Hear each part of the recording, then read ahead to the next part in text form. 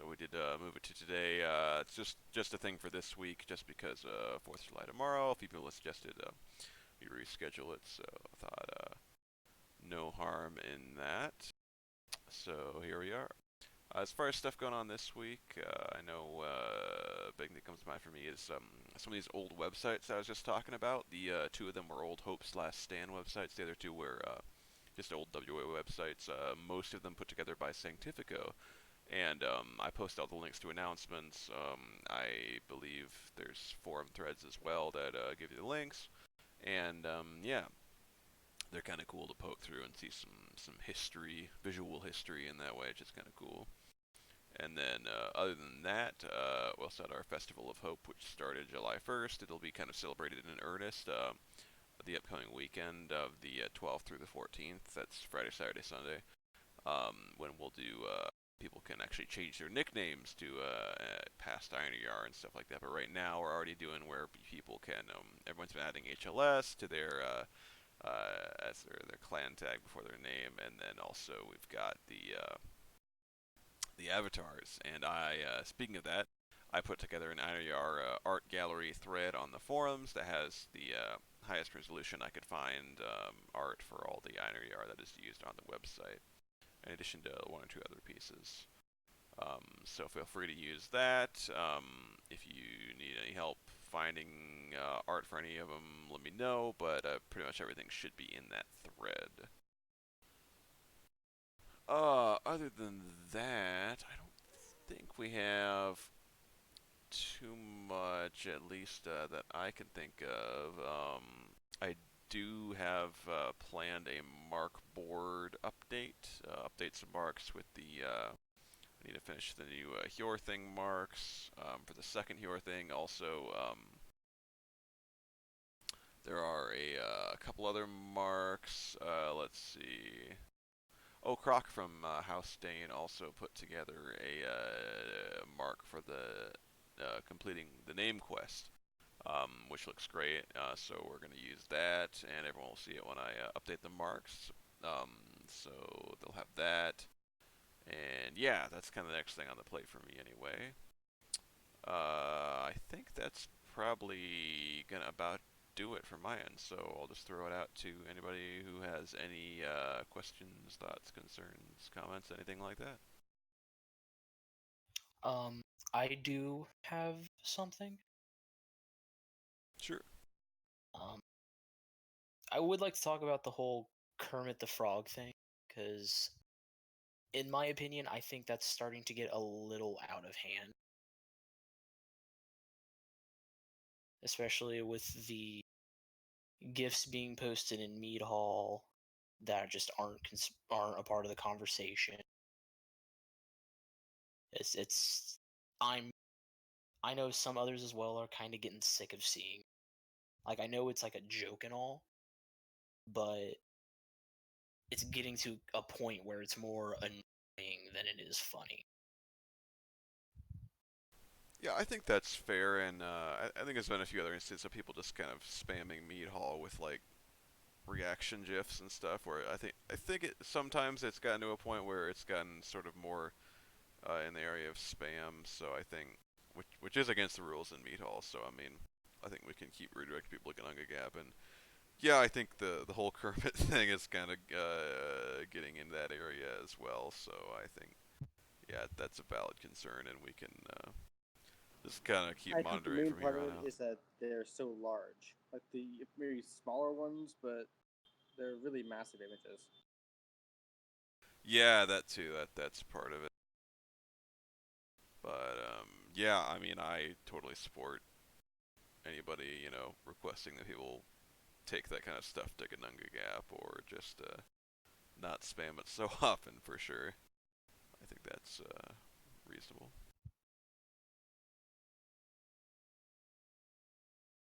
Well, that's all I had. That's all I had to say. Alrighty, yeah, that's a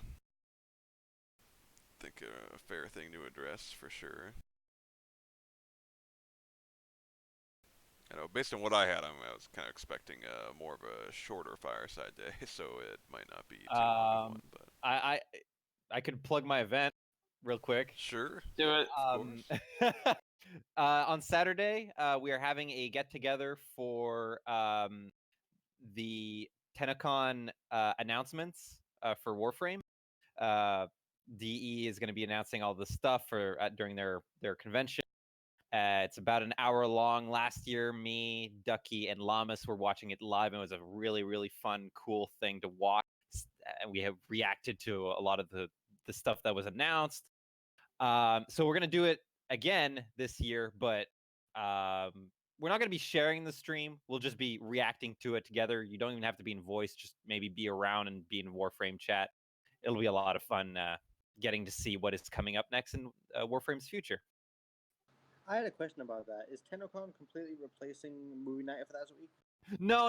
It's I think it's 6 EST. Yeah, because I was asking because on the calendar it just the entire day is Yeah, just it's like Space a Mom. Tenno image. Yeah, And nothing else is on it. that's all Lamas, not me. But no.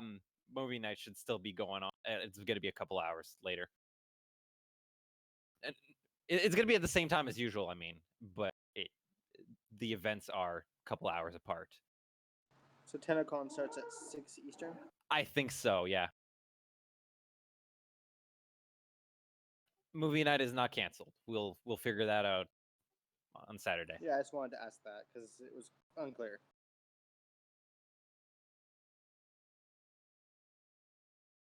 Yeah, that's it for me. Just plugging my little thing here. Cool. Well, does anybody have anything else? Saturday we are restarting Brawlhalla night, so it's a small event, but whoever wants to show up, you're invited. Cool. Awesome. That's cool to hear. Also, we're organizing a Minecraft night in Friggs, so hopefully that will be starting in the next couple of weeks. May I ask, is it vanilla Minecraft? I think so, but me and Af need to discuss that first. I think it should be just so you don't exclude anyone Yeah, who doesn't I have mean- mods. Is it gonna be on our on what server is it gonna be? I'm not sure, but we're gonna discuss that this weekend. Okay, sounds good. Figure it out. I mean, I'm not gonna be at another Fireside, so I figured while I'm here. Makes sense. Cool. That sounds awesome. Yeah, Minecraft, yay. Oh, that sounds cool. Alrighty. Well, anybody have anything else they want to bring up? I was just thinking, do we want to address what was discussed in incident, or should we not talk about that?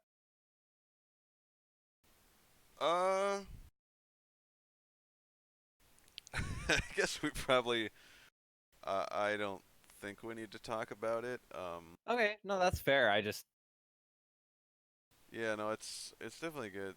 I mean, it's a good point to bring it up, whether we should talk about it or not. But I guess just, I mean, my approach with most incidents is to deal with them on a case-by-case basis, if possible. Just because I think it generally it utilizes the whole officer staff. We can kind of put our heads together and talk about something and reach a conclusion. so there's something no like official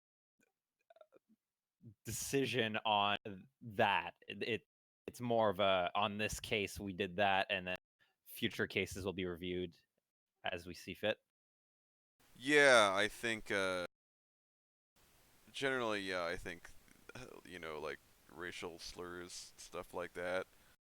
We pretty much just ban them in all forms. And I think what I said in incident reports was that I think that if we just pick out a few of the worst offenders in terms of words and say, okay, we're just going to ban these words.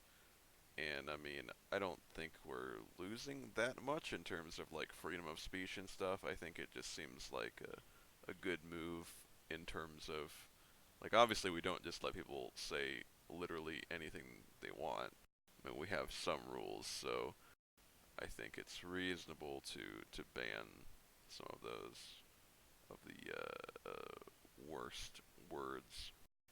But that said, I do think, yeah, I mean, like we always do, anytime there's some moderation done or punishment or anything like that, we post an incident report and we discuss it and everything like that. So I think if we keep doing that, that's always a good method. And I mean, one thing that was brought up in incident reports is the context the stuff is used in, and I do think that's important, and I think that's part of the reason why I want to discuss, every time we have an incident, we can talk about it. So I think that if, for example, what prompted this was Manny, something Manny posted, but I think he was just joking, and there is no ill intent or nothing at all, negative intended about it or really happened from it.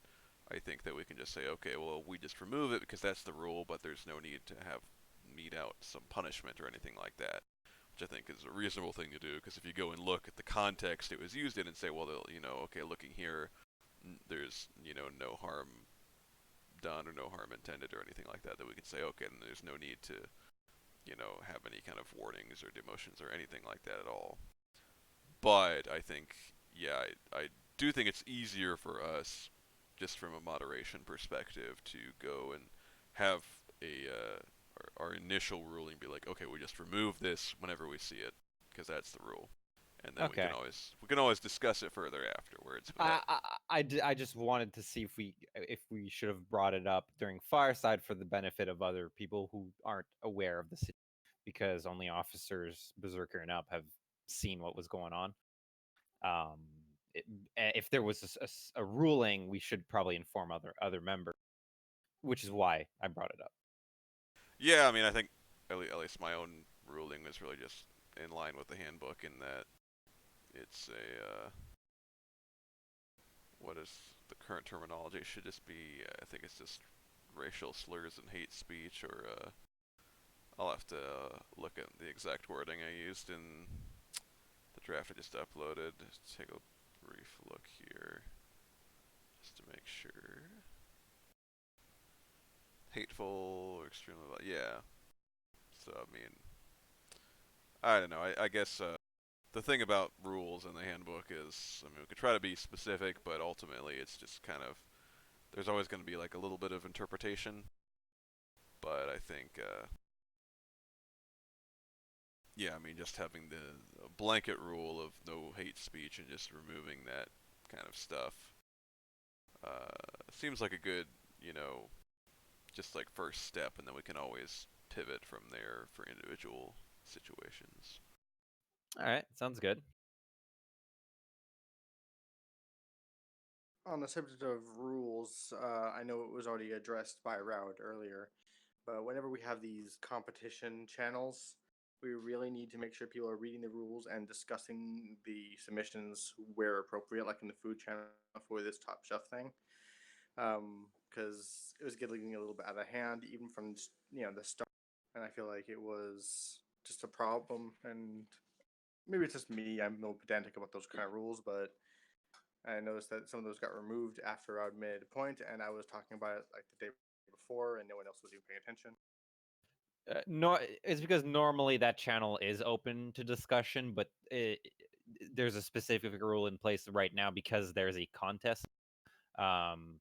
I guess it's just because people are used to being able to speak in there. But yes, it is. It has been mentioned in the announcement. We had a similar thing happen during the WA memes competition, where people were just posting random memes there.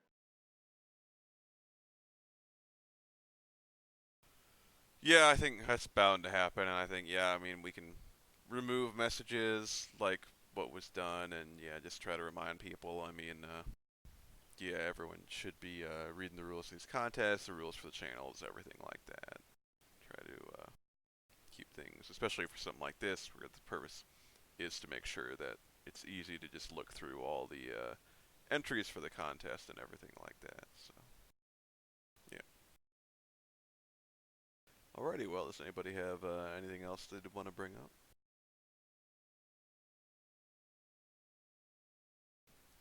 Sounds like probably not.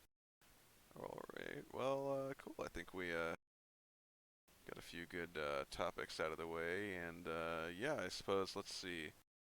We will have another Fireside shortly before the Festival of Hope gets kicked off in full swing on the 12th, but So yeah, that'll be fun, and I think thus far, um, I did just wanted to say I think so far the whole Festival of Hope thing for this month has been a lot of fun. I think it's really cool seeing everybody using old NER art as their avatars and having the HLS tags and stuff. I think it's cool, and it's hopefully it's I've seen it's led a few people to look around on the forums and on Uko and stuff and read up a little bit on Hope's Last Stand. And in that vein as well, I do want to schedule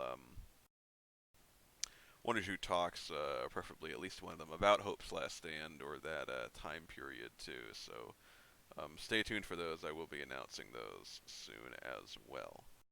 But yeah, I guess with that, we'll go ahead and end Fireside here. We'll be back on Thursday, so that'll be the 11th. So 8 days from now, 5 p.m. Pacific, back in the normal time, 8 p.m. Eastern. So thanks everyone for showing up. Thanks everyone watching live or watching the VOD. And we'll see everybody then.